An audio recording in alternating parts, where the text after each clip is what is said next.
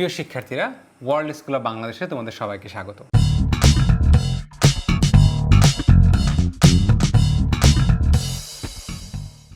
আজকে আমরা তৃতীয় শ্রেণীর বিজ্ঞান বইয়ের দ্বিতীয় অধ্যায়ের পেজ 14 পড়ব।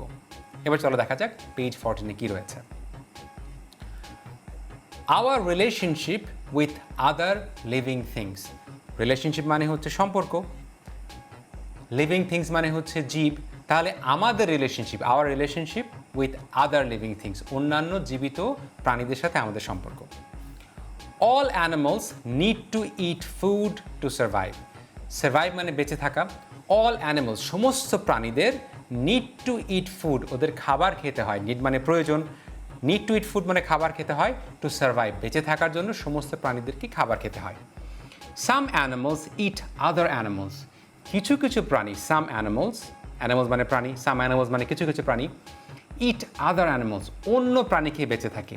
And some animals it plants, এবং কিছু কিছু প্রাণী করে কি, উদ্ভিদ, প্ল্যান্টস খেয়ে বেঁচে থাকে। ফ্রুটস অ্যান্ড গ্রাসেস, তাহলে কিছু কিছু অ্যানিমালস অন্য অ্যানিমালস খেয়ে বেঁচে থাকে, আবার কিছু কিছু অ্যানিমালস কী খায়, প্ল্যান্টস খায় অর্থাৎ উদ্ভিদ খায়, ফ্রুটস অর্থাৎ ফল খায়, অ্যান্ড গ্রাসেস অথবা ঘাস খেয়ে বেঁচে থাকে। ইট অ্যান্ড ইটেন, খাদ্য অথবা খাদক। খাদককে যে খায়, যেমন ধরো গরু ঘাস খায়, এই জায়গায় গরু হচ্ছে খাদক আর ঘাস হচ্ছে খাদ্য। Grass and fruits are eaten by deer, rabbit and small birds. Grass and fruits, grass মানে হচ্ছে ঘাস, ফ্রুটস মানে হচ্ছে ফল। তাহলে গ্রাস অ্যান্ড ফ্রুটস, ঘাস এবং ফল, আর ইটেন বাই ডিয়ার, এই ঘাস এবং ফল কারা খায়, ডিয়ার হরিণ খায়, র্যাবিট খরগোশ খায়, অ্যান্ড স্মল বার্ডস, এবং ছোট ছোট পাখিরাও কিন্তু খায়। Deer and rabbits are eaten by tigers. Deer মানে হচ্ছে হরিণ, র্যাবিটস মানে হচ্ছে খরগোশ।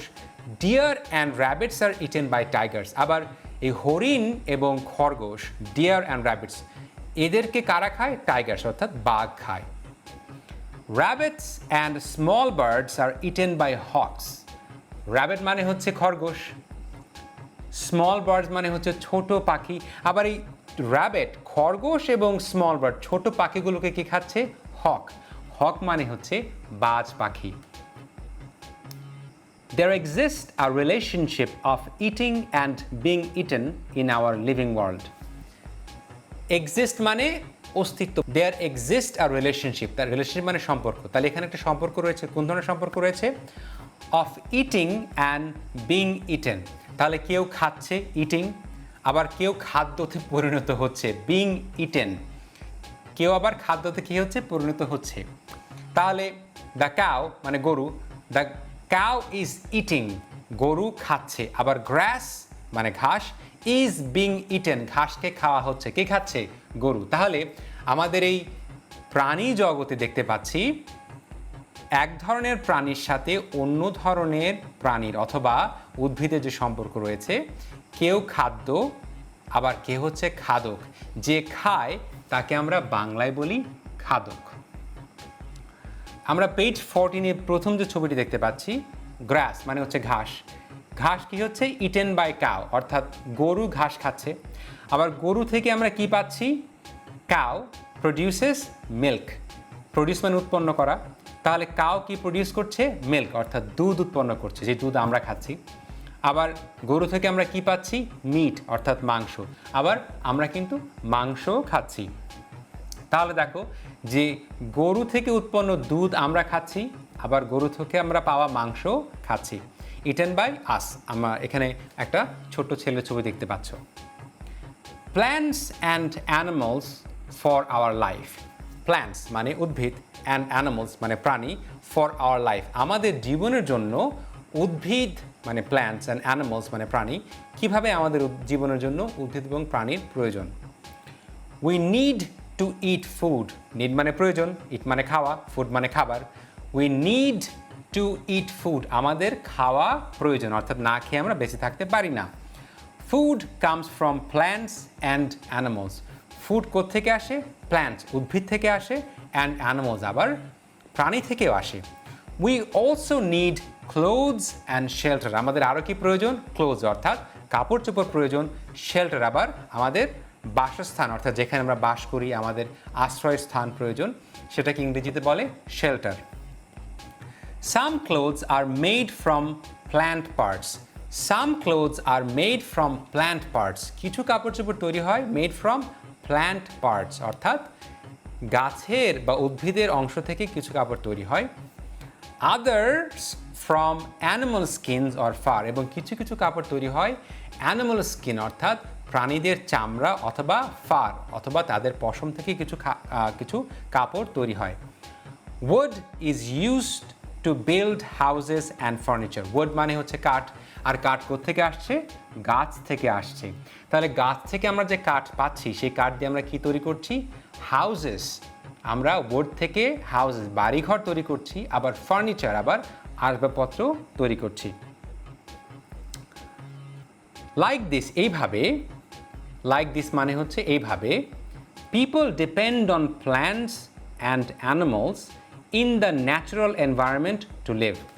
ডিপেন্ড মানে হচ্ছে নির্ভর করা, ডিপেন্ড অন প্ল্যান্টস মানে হচ্ছে উদ্ভিদের উপর নির্ভর করা, অ্যান্ড অ্যানিমালস মানে প্রাণীদের উপর নির্ভর করা, পিপল মানে আমরা যারা মানুষ, আমরা কি করি? Depend on plants and animals, আমরা নির্ভর করি উদ্ভিদ এবং প্রাণীদের উপরে, in the natural environment to live. Natural environment মানে হচ্ছে প্রাকৃতিক পরিবেশ, ন্যাচারাল মানে প্রাকৃতিক, এনভায়রনমেন্ট মানে পরিবেশ। তাহলে এই যে প্রাকৃতিক পরিবেশে আমরা বেঁচে থাকি, এই বেঁচে থাকার জন্য আমাদের প্ল্যান্টস এবং অ্যানিমালস উদ্ভিদ এবং প্রাণীদের উপরে নির্ভর করতে হয়। All living things depend on each other. Living things মানে যা কিছুই জীব, যারই প্রাণ আছে, লিভিং থিংস বলি আমরা। অল লিভিং থিংস সমস্ত জীবিত যা কিছু আছে, যা কিছু জীবিত, ডিপেন্ড অন ইচ আদার তারা একে অপরের উপরে নির্ভর করে। ডিপেন্ড মানে হচ্ছে নির্ভর, অন ইচ আদার একে অন্যের উপরে নির্ভর করে।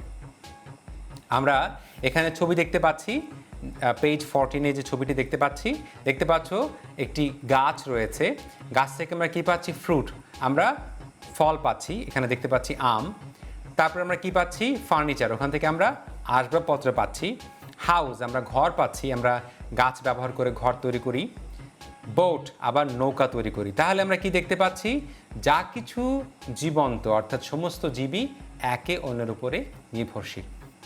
তাহলে আমরা পেজ 14-এ যা শিখলাম তার সামারি হচ্ছে